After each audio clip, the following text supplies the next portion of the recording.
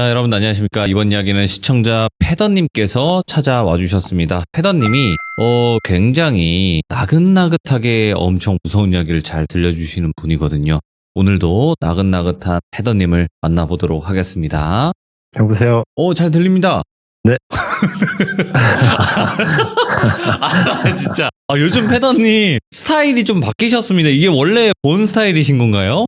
아니요, 너무 조금 목소리가 가라앉는다고 해가지고 좀. 아니요. 그게 저는 패더님에게 항상 말씀드리고 싶습니다. 그러니까 네. 억지로 밝게 하실 필요도 없는 거고 그냥 본인의 스타일 그대로 하시면 됩니다. 네, 알겠습니다. 아시겠죠? 네. 네. 자, 오늘 패더님께서 또 이렇게 찾아와 주셔서 다시 한번 감사드립니다. 오늘 해주실 이야기는 귀신에 관련된 이야기가 될까요? 아니면 사람이 무서운 현실 공포가 될까요? 오늘은 사람이 무서운 이야기인데, 예. 네, 이게 약간 제가 봤을 때 좀 무섭진 않을 것 같은데, 예전에 혹시 신비한 TV 서프라이즈라고 아시나요? 알죠. 네, 약간 거기서 진실 혹은 거짓의 그런 느낌의 이야기가 될 것 같아요. 어떤 건지는 들어봐야 되겠지만, 왜냐면 저는 패더님이 귀신 이야기도 너무나 잘 들려주시기도 하지만, 이 사람이 무서운 이야기를 굉장히 너무 충격적이게 잘 들려주시는 분이기도 해서, 오늘은 어떤 이야기일지는 같이 확인을 해보도록 하겠습니다. 렛츠가! 페프라이즈입니다. 나긋나긋하게 페프라이즈 패더입니다.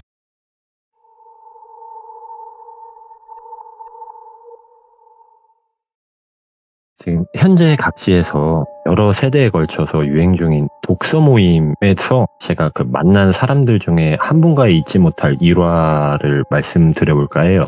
독서 모임이요? 예. 존재합니까? 요즘에는, 예. 요즘에는 우리나라도 엄청 많이 성황리에 이게 있거든요. 책을 같이 모여서 읽는 건가요? 그쵸. 이 핸드폰을 잠시 내려놓자라는 취지에서 예, 요즘엔 세대를 막론하고 엄청 유행을 하고 있다고 하더라고요. 네, 저는 비교적 최근인 5년 이내에 있었던 일들이고, 이제 당시에 미국에 있을 때 일인데. 외국이구나. 예. 당시에도 미국에선 유행까진 아니지만 꽤 많은 류의 독서 모임이 있었어요. 제가 있던 모임은 매달 2회 정도의 만남을 가졌었고, 주로 저명 인사들이 저술한 책을 읽고 토론을 하는 모임이었는데, 제가 좋아하는 류의 서적은 아니었는데, 아내의 권유도 있었고, 좀 타국에서 매일이다시피 제가 집돌이 생활을 자주 했어가지고, 조금 새로운 자극이 필요했어서 나갔었어요. 저를 포함해서 8명의 인원이 있었고, 직업군들은 진짜 여러 직업군들이 모여 있었어요. 이게 여타 다른 사교 모임과는 달리 돈도 명예도 또 나이도 어떠한 것도 중요하지 않았어요. 그래서 상당히 편한 마음으로 나갈 수 있었죠. 덧붙여 여러 방면의 다양한 그런 전문 지식이나 정보를 사적인 이야기를 나누며 얕게라도 배울 수 있어서 재밌고 좋았었거든요. 근데 제가 오늘 이야기를 들려드릴 주인공은 그 분들 중에 텍사스의 플레이노라고 거기에서 오신 40대 여성분의 이야기예요. 이분을 이제 나이 차이는 제법 있지만 한국식으로 편하게 그냥 제니 누나라고 할게요. 여담이지만 헐리우드 유명 배우인 제니퍼 애니스톤을 정말 많이 닮으셨거든요. 그래서 제니 누나라고 칭하고 이제 이야기를 시작해 보겠습니다. 처음에는 사실 저랑 친해질 계기가 많지는 않았어요. 모임이 끝나고 항상 와이너리에서 저녁 식사를 하곤 했었는데 저는 애프터에 단 한 번도 가지 않았었거든요. 와인 한 잔 때문에 숙소를 잡고 자는 것이 돈이 너무 아깝더라고요. 절대로 제가 술이 약해서 한 잔에도 취해서 막 칠렐레 팔렐레 가벼운 행동이나 언행을 하게 될 것을 걱정해서 그랬던 건 아닙니다. 오해하지 말아주세요.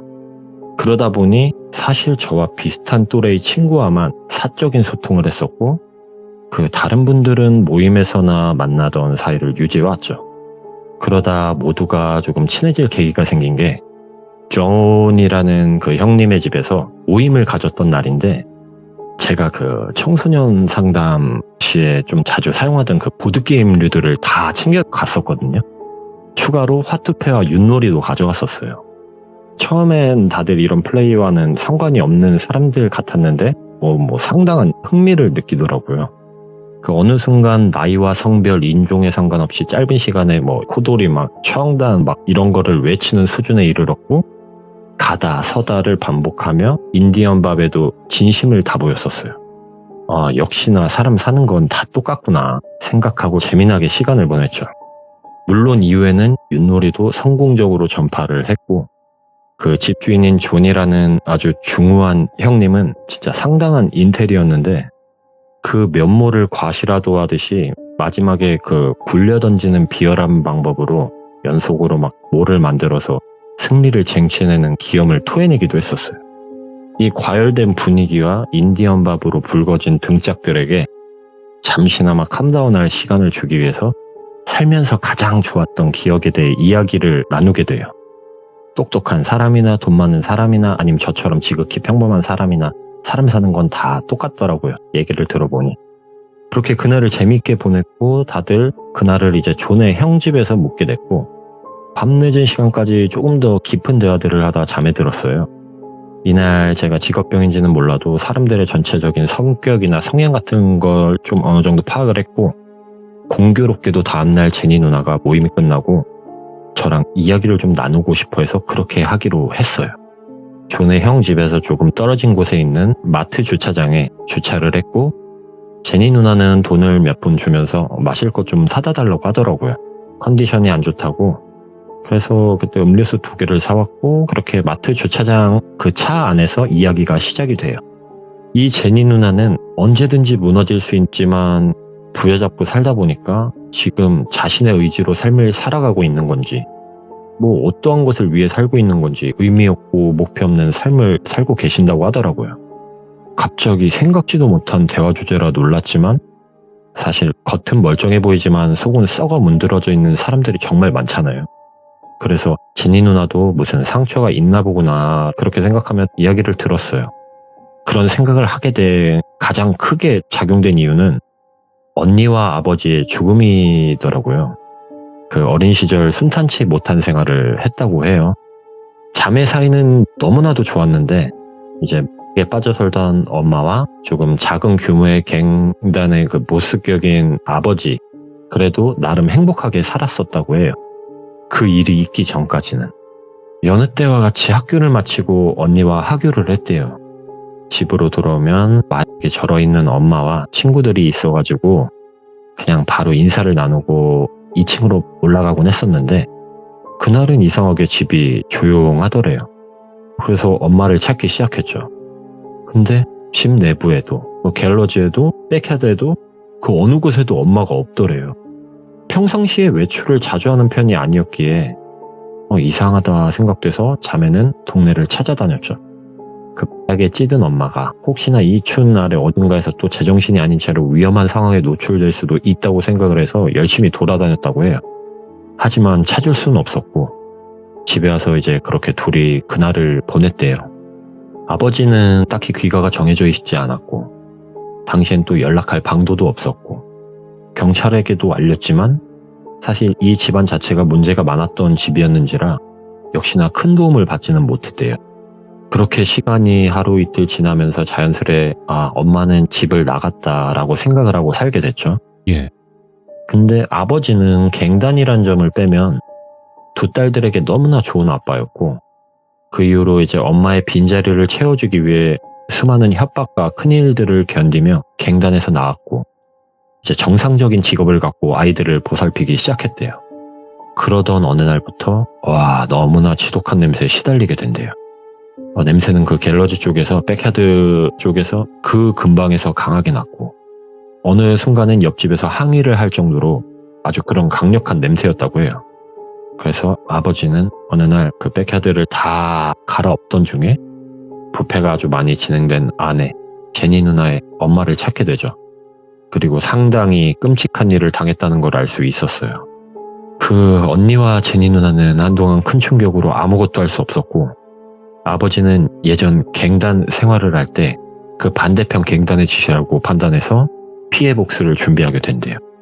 다시 전의 갱단으로 돌아갔고 활동을 하게 됐고, 복수까지 성공적으로 마치게 됐죠.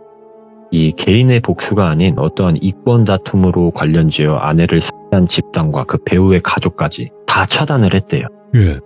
그리고 그때부터 제니 누나와 언니, 아빠의 힘든 도피 생활이 시작이 되었고 정말 힘든 나날을 보냈다고 해요. 그러던 중에 다른 우호적인 관계에 있던 그 갱 두목의 도움으로 아예 다른 주로 건너와서 정착하여 생활을 하기 시작했대요. 하지만 어린 나이에 안정되지 못한 생활에 너무 오래 노출되어 있었던 까닭인지 제니 누나는 우울증을 비롯한 여러 가지 정신적인 문제가 생기게 되죠. 또 전에 살던 지역에 언니가 거기에 남자친구가 있었는데 몰래 만났었나 봐요. 그렇게 이따금씩 왕래를 하던 중에 조금씩 재기를 노리던 그 상대 갱단에게 무참히 사고가 되는 끔찍한 사건까지 또 겪게 되었대요. 아버지는 또다시 복수를 꿈꿨지만 도망자 신분이기도 했고 갱단의 핵심 멤버들은 많이 죽으면서 다른 쪽으로 또 흡수가 돼서 당장 자신이 할 수 있는 게 없어서 그때부터 술과 마약에 의존해서 살게 되었대요. 그리고 언니가 죽은 이후로 제니 누나는 더더욱이 정상적인 일상생활이 불가능해졌고 언제든지 누군가에게 끔찍한 일을 당할 것만 같은 불안감에 외출을 하지 못하고 집에서 생활을 하고 있었는데 그 어느 날 낮잠을 자던 중에 노크 소리에 잠에 섰겠대요. 쿵쿵쿵쿵 쿵쿵쿵쿵. 혹시나 그런 사람들일까? 숨소리도 죽이고 움직이다 나는 소리가 새어날까봐 노크 소리가 멈추기만을 기도하며 숨죽인 채 시간이 지나가기만을 기다렸대요. 그리고 다음날도 다다음날도 그리고 4일째 되던 날에 문 밖을 볼 수 있는 집안 어느 공간에서 바깥을 쳐다보고 있었대요. 얼마나 기다렸을까? 하늘색 리본이 묶인 모자를 쓰고 원피스를 입은 또래의 여자가 집 쪽으로 다가오더래요. 어떠한 차를 타고 온 것이 아니었고 도로 끝에서부터 보였기에 네. 아 혹시 저쪽 멀리 있는 집에 누군가 이사를 온 것인가 라는 생각도 했지만 네. 불안한 마음에 그날 역시 그 사람만 확인하고 문은 열어주지 않았대요. 그리고 다음날 어김없이 그 여자가 또 찾아왔고 네네. 그날은 누군지 묻지도 않고 문을 열어주었대요. 네. 그렇게 그 여자아이 로라와의 첫 만남이 시작됩니다. 조금은 특이한 만남과는 다르게 제법 빠른 속도로 가까워졌어요. 그 아이는 몸이 좋지 않아서 학교에 나가지 않았고 어떻게 보면 학교에 나가지 않는다는 게 자신과 같은 처지였기에 더 빨리 친해지게 되었죠. 그러던 어느 날 여전히 로라와 만나 재미있게 놀던 중에 로라가 그러더래요.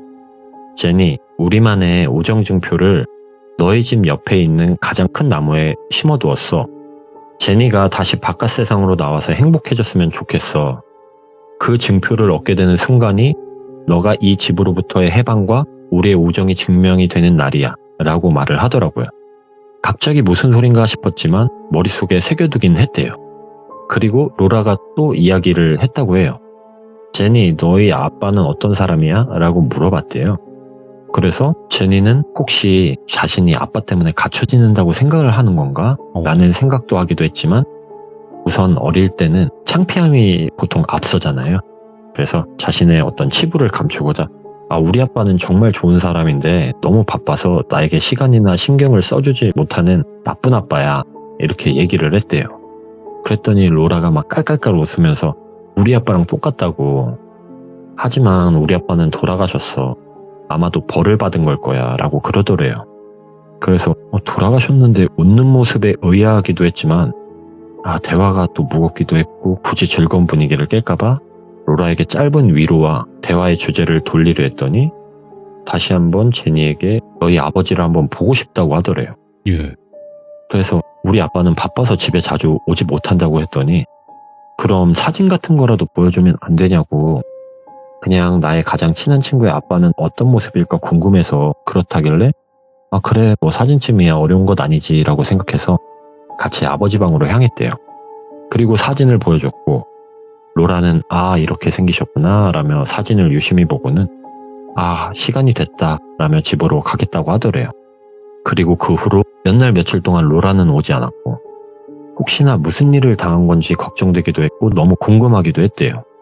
불현듯 떠오른 며칠 전 우정의 증표인가 뭔지도 궁금하고 그래서 그날이 지나고 다음날 새벽에 제니는 집을 나왔어요. 우선 항상 로라가 오던 길을 따라 한참을 걸었다고 해요. 로라가 살던 집이 이쪽이라고 했었는데 하지만 아무것도 없었죠. 집이 있다고 하기에는 너무 외지였거든요. 그래서 다시 돌아가게 됐죠. 우선 아침이 밝아오기 전에 증표라도 찾아서 집으로 들어가야겠다라고 생각을 했고, 재빨리 복귀해서 로라가 말한 그 나무 밑을 파내기 시작했어요. 깊지 않은 곳에 쇠로 된 작은 박스가 들어있었고, 그 박스를 챙긴 후 다시 흙을 덮고 집으로 들어왔대요. 그리고 상자에는 굵은 자물쇠가 채워져 있었고, 열쇠가 없었죠. 그래서 상자를 이리저리 둘러보던 와중에 뒤편에 어떤 주소와 그 주소에 열쇠가 있다는 글씨가 각인이 되어 있었고, 그 밑에 이제 로라의 이름까지 적혀 있었대요. 당시 그런 상황에 놓여 있는 게 만약 저였다면 저는 연장 같은 걸로 자물쇠를 잘라내 확인을 했을 것 같은데, 제니 누나는 여기 적혀 있는 곳으로 가면 로라를 만날 수 있다는 확신이 섰대요. 내가 세상 밖으로 나가는 마지막 테스트인가? 라고 생각도 했고, 이곳에 가면 그 테스트를 성공하고 로라와의 우정도 증명이 된다라고 생각을 했었나 봐요. 근데 하필이면 전에 살았던 동네에 가까운 지역이었대요, 거기가. 그래서 망설이기도 많이 망설였고, 또 멀다 보니 갈 수 있는 방법이 없어서 고민을 하던 중에 아빠의 여자친구, 당시 자신을 싫어하고 없어졌으면 하던 존재인 아빠의 여자친구를 이용하기로 해요. 자신을 그 지역으로 데려다 준다면 앞으로 아빠와 여자 그 사이에 나타나지 않기로 약속을 했고, 역시나 아빠의 여자친구는 흔쾌히 수락하고 그렇게 그 주소로 이동을 시켜줬대요. 그 집은 평범하게 생긴 주택이었는데 막상 가니 떨려서 문을 두드릴 수가 없었대요. 예. 그렇지만 수많은 고민 끝에 문을 두드렸죠. 그리고 잠깐의 시간이 지나서 환하게 웃는 로라를 만나게 돼요. 집 내부로 들어가서 반가움을 나누고 로라의 엄마도 소개를 받게 되었어요. 그리고 자신의 상황을 모두 이해하고 아는 듯한 로라 어머니의 배려로 그 집에서 수양딸처럼 함께 지내게 됩니다. 예. 그리고 시간이 꽤나 빨리 흘렀대요. 1년 정도가 지나고 정말 엄마처럼 자매처럼 행복하게 지내고 있었는데, 이런저런 이야기를 나누다가 아버지의 얘기가 나오게 되었고, 사실은 로라의 아빠도 제니 가족이 살던 그 지역에 같은 갱단 활동을 했다는 걸 알게 돼요. 그리고 제니의 엄마와 언니를 죽인 사람이 그 다른 갱인 것도 알게 됐어요. 그러니까 아버지가 복수했던 그 갱단은 아예 관련이 없던 갱이었던 거예요. 그리고 그 진짜 범인에 대한 가장 중요한 키를 가지고 있다고도 말을 했죠. 기막힌 우연의 일치에 놀랍기도 했지만 잊고 살았던 엄마와 언니에 대한 감정이 다시금 들어 그 키를 받게 돼요. 그 키란 것은 그 진짜 범인인 갱단에서 사용한 총기와 흉기가 밀봉된 봉투였고, 어째서 이걸 경찰에 제출하지 않고 갖고 있었고 왜 자신에게 주었는지 물었죠. 로라의 어머니는 자신의 남편이자 로라의 아빠가 지금 그 상대 갱단에 잡혀있고 우리의 목숨을 담보로 활동을 하고 있다.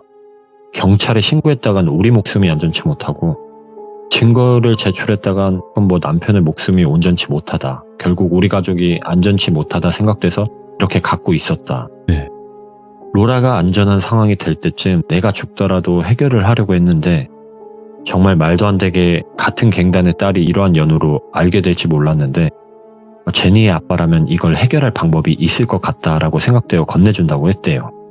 무튼 이것만 있다면 언니와 엄마를 그렇게 만든 사람에게 남은 시간이라도 감옥에서 썩게 만들 수 있을 것 같았대요. 꽤나 오랜 시간을 떨어져 지낸 아빠에게 다시 돌아갈 자신이 없어서 많은 고민을 했지만서도 자신이 해야만 한다고 생각이 돼서 로라 엄마의 도움을 받아 1년이 지난 시간 만에 집으로 가게 돼요. 로라 엄마는 남편에게도 이 사실을 알릴 거고 우리 다 같이 복수를 준비하자 라고 했고, 제니 누나를 이제 그 집에 내려준 뒤에 로라 엄마는 다음날 다시 돌아오겠다 약속하고 떠났고, 제니 누나는 그 길로 집으로 향했대요. 하지만 집엔 아빠의 여자친구가 여전히 있었고 다시 돌아오지 않는다는 약속을 어기는 거냐고 없애버리기 전에 당장 돌아가라 하였고, 예. 운전박대를 당한 제니 누나는 어쩔 줄 몰라 하다가 방향을 틀었죠. 그리고 조금 떨어진 경찰서로 향했고 어느 지역에서 일어났던 사건의 증거물인 그 총기와 흉기를 제출하게 돼요. 결국 시간이 지나고 엄마와 언니의 복수를 성공을 하는 듯 했지만 결과적으로 제니 누나의 아버지가 잡혀갔죠. 이게 사실 제니 누나가 경찰에게 가져다 준 그 총기와 칼은 제니 누나 아버지가 상대 갱단을 처단하던 중에 그 죽은 로라의 아버지와 로라의 쌍둥이 언니를 살해하는 데 사용되었던 증거품이었어요. 알고 보니 로라의 아버지는 같은 갱단 출신이 아니고 그 상대 갱단이었던 거죠.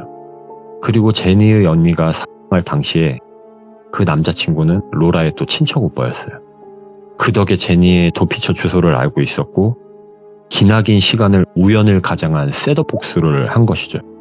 이렇게 로라의 가족들은 제니의 아버지에게는 가석방 없는 무기징역을, 제니 누나에게는 두 번 다시 사람을 믿지 못하도록 정신적인 충격을 주며 복수를 했던 거예요. 그 일이 있고 나서 제니 누나는 2주를 하여 길거리를 전전하며 지냈다고 해요. 다행히 아예 손을 대지는 않았지만 홈리스들과 생활하며 스스로 길거리에서 불황자 생활을 자처하게 되었대요. 그러다 그날은 어떤 마트 앞에 주저앉아 있던 중에 마트 직원으로 보이는 한 남자가 빵을 주면서 말을 건넸대요. 이쪽보다는 뒤로 돌아가면 공간이 있는데 그쪽에 가서 쉬어라. 그쪽이 햇볕 피하기도 좋고 눈치 안 보고 쉴 수 있다. 이러면서 얘기를 하더래요. 하지만 어떠한 사람들도 믿지 못하고 자신에게 접근하는 데는 의도가 다분하다 생각해 무시했대요. 하지만 이 남자는 한 달, 두 달, 1년 그 이후로도 변함없이 그 근처에 있는 자신뿐만 아닌 주변의 홈리스들에게 엄청 잘해주었대요. 거기서 제니 누나는 조금씩 마음이 열렸죠. 그렇게 남자의 도움으로 남자의 집에서 머무르며 마트에서 일도 하게 되었대요. 그 남자도 가족이 없었고 제니 누나와 그 홈리스들에게 도움을 주었던 것도 사실 이 남자도 그런 시절을 겪었기 때문에 그랬던 거였다고 하더라고요. 그러던 와중에 또 그 둘은 점점 사랑하는 감정이 생겼고 그 남자의 아이까지 갖게 되었죠. 근데 또 다른 문제가 생기게 돼요. 아이가 태어나고부터 그 남자가 내가 알던 사람이 아닌 것처럼 180도 바뀌어 버렸대요. 밖에서는 여전히 따뜻하고 가족만을 위해주는 사람이었는데 집에만 오면 돌변하는 거죠. 술을 마시는 것도 아니고 맨정신인데 매일 때렸대요. 그리고 아이로 협박을 해서 그 외부의 도움을 청하지도 못하게 했대요. 어느 순간에는 이 제니 누나가 아무런 생각이 없어졌고 로봇처럼 그저 남편이 돌아오면 아이를 방에 들여놓고 맞을 준비를 알아서 하게 되고 또 좋지 않은 행동들을 당할 준비를 하게 되고 등등 더 많은 끔찍한 일, 고문 등을 당했고 더 이상 버티지 못해서 아이도 버려둔 채 도망을 나왔대요. 그렇게 도망을 나왔고 또다시 홈리스 생활을 했대요. 그러다 자신의 남편이 길거리를 돌아다니며 자신을 찾는 것을 알게 됐고 또 도망을 치게 됐죠. 도망을 치다 나에게 왜 이런 끔찍한 일들이 일어나는 건지 뭐가 문제인지 그냥 죽어버리자라고 생각을 하게 됐대요. 그렇게 차로 뛰어들었고 눈을 뜨니 당연히 병원이었죠. 죽지 못한 게 너무 분해서 눈물이 흐르고 있는데 머리가 연한 갈색의 아주머니께서 손을 잡고 막 울더래요. 어디에서 대체 이렇게 몹쓸 짓을 당한 거냐고. 이전에 어떤 일들이 있었는지 모르겠지만 자신이 도울 테니 제대로 한번 살아보자고. 우선 당분간 몸 회복하는 데만 집중하자고. 그때 제니 누나는 누군지도 모르는데 나한테 또 왜 호의를 베푸는 건지, 나 이제 죽었다 깨어나도 이제 사람을 믿느니 악마를 믿겠다고, 두 번 다신 어떠한 사람도 믿지 않겠다고 다짐을 했대요. 그리고 사람은 같은 실수를 반복하죠. 퇴원하는 날 그 아주머니께서 갈 곳 없으면 우리 집에 와서 하루만이라도 푹 쉬고 가라고 마사지도 받고 좋은 것도 먹고, 불편하면 내가 이제 다시는 찾거나 연락하지 않겠다. 이렇게 한 번이라도 해줘야 내 마음이 편할 것 같아서 그렇다. 그러니 제발 부탁 한 번만 들어줘라 라고 이야기하는 아주머니 때문에 아주머니 차에 올라타게 됐죠. 그 시간이 얼마나 지났을까 생각보다 많이 외곽으로 벗어났고 푸른 나무들 사이로 달리다 보니 대저택까지는 아니고 조금 중소저택이라 해야 되나? 그 정도로 돼 보이는 저택으로 향하더래요. 자동문이 열렸고 꽤나 삼엄해 보이는 경호를 뚫고 주차를 하니 어떤 분들이 막 문도 열어주고 방을 안내해줬대요. 속으로 엄청난 재벌이구나. 그래, 오늘 하루 감사한 마음으로 회복하고 내일부터 제대로 살아보자. 그러며 따라 들어갔고 정말 유치하지만 공주풍의 방을 안내받았고 침대 위에 있는 옷으로 갈아입으라고 안내를 받았대요. 네. 조금은 노출이 있었지만 아름다운 옷이었고, 그래서 갈아입고 있으니 잠시 후에 과일과 차를 가져왔대요. 그 여성분이 이거 먹으면서 기다리고 있으면 아래에서 호출하실 거라고 얘기를 해서 과일을 먹고 차를 마시고 왜 이렇게 깜깜하지? 정말 아무것도 안 보이더래요. 몸은 움직여지지 않았고 소리를 내보았지만 소리도 나고 들리더래요. 하지만 고요한 공간에서 자신의 목소리만이 울렸고 이거 아까 트럭에 치여 죽은 건가? 이건 그 후의 세계인가? 그러면서 멍하게 있는데 손이 뭔가에 묶여있는 것 같은 느낌이 들더래요. 그래서 이건 지금 죽은 게 아니라 아까까지는 현실이었고 내가 또 어떤 일을 당했나 보다. 사람이 진짜 죽음 앞에서 초인적인 힘이 발휘된다고 하잖아요. 옆으로 몸을 돌리고 침대 끝쪽까지 닿게 됐고 이 침대 밑으로 살짝 내려가서 막 여기저기 잡히는 대로 짚던 중에 침대 안쪽으로 뭔가 날카로운 게 있다 느껴져서 거기에 막 손이 찔려가며 그 끈을 잘랐대요. 그러다 마침내 풀어냈고 다리에 묶인 것도 풀고 최대한 감각에 의존하여 여기저기 더듬다 보니 방은 아까 그 방 그대로구나 싶었고 창 쪽으로 갔죠. 암막 커튼과 같은 그런 게 바깥에 빛이 새어들어오지 못하도록 하고 있었고 그걸 살짝 젖히니까 아래쪽에서 파티가 열린 건지 사람들이 엄청 많이 보이더래요. 그래서 이 창문 이쪽으로는 도망은 못 치겠다 싶어 문 쪽으로 갔대요.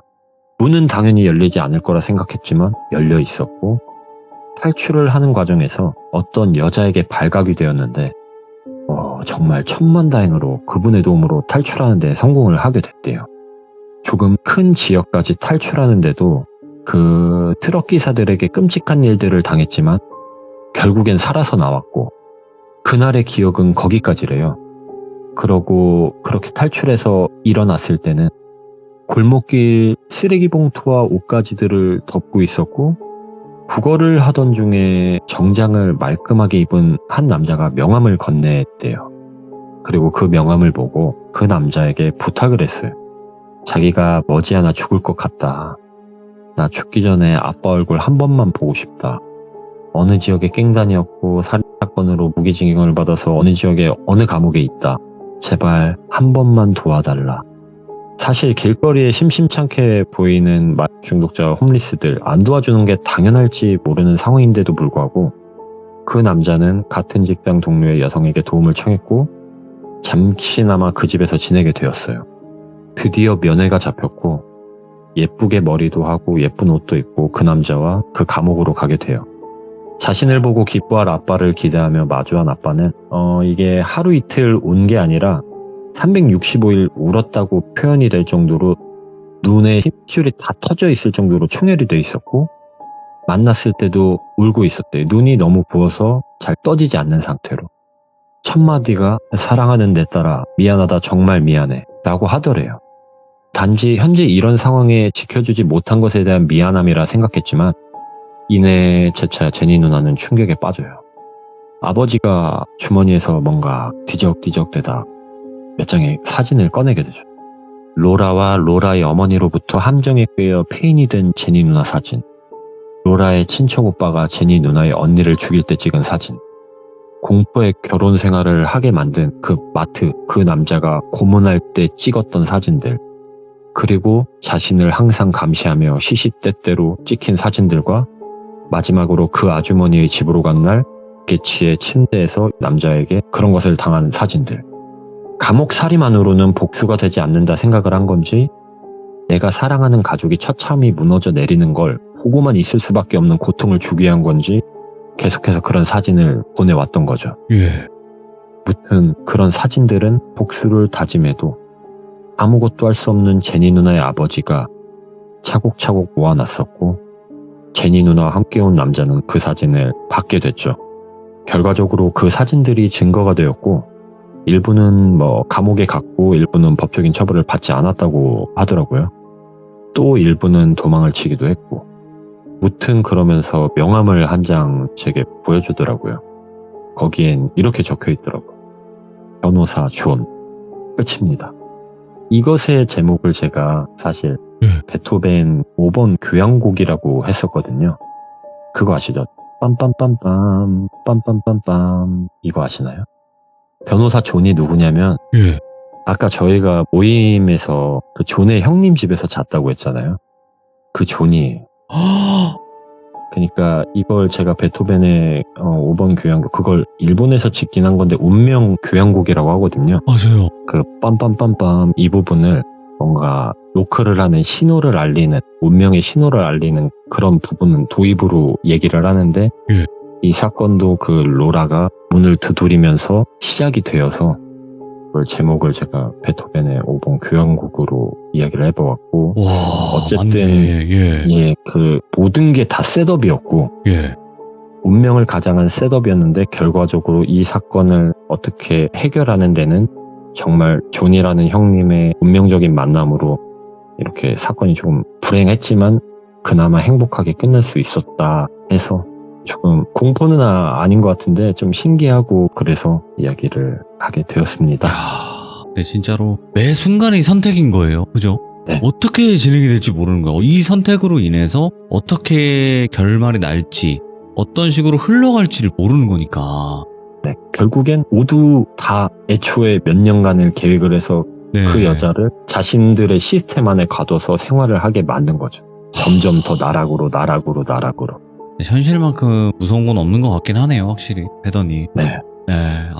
네. 진짜 패더님께서는 현실 공포 이야기와 그리고 귀신 이야기 둘 다 너무나 충격적인 이야기들을 많이 들려주셔가지고, 다음번에 어떤 이야기로 찾아와 주실지 예고 조금만 해주실 수가 있을까요? 제가 다음번에는 그냥 키워드를 5개를 드릴 테니까 그 중에 하나를 골라주시면 그 얘기를 바로 진행을 하겠습니다. 이제 골라먹는 재미가 있긴 하지만 한번 주시겠어요? 현재 멧돼지도 있고, 잠깐만. 멧돼지요? 예. 레게도 있고, 레게? 레게 레게 머리 할 때 그 레게요? 네, 레게. 예. 레게도 있고, 변신도 있고, 조금 많은데, 멧돼지 좋은데, 멧돼지? 궁금하다. 멧돼지가 뭘까? 다음번에 네. 멧돼지 어떨까요, 우리? 멧돼지 사실상 근데 조금 실제로 만나면. 짧습니다. 짧아요? 그건 상관없는데, 어차피 네. 다 들려주시긴 할 거니까, 나중에. 근데, 네네네. 멧돼지가 근데 실제로 보면 아예 몸이 움직이지 않을 정도로 무섭거든요. 네. 네, 그래서 멧돼지로 한번 다음번에 가보도록 하겠습니다. 화투장으로 하면 7번이죠? 그죠? 예, 맞습니다. 예, 알겠습니다. 그러면 패더님, 다음번에 멧돼지로 찾아뵙겠습니다. 감사합니다. 네, 감사합니다. 네, 고맙습니다. 자, 일단은 오늘 패더님께서 해주신 이야기도 굉장히 충격적이기도 했는데, 이제 다음 이야기 예고도 키워드 자체가 너무나 충격적입니다. 네, 이제 7번, 기호 7번, 멧돼지 이야기로 찾아오신다고 하니까 그 이야기도 꼭 들어주시길 바라겠습니다. 감사합니다.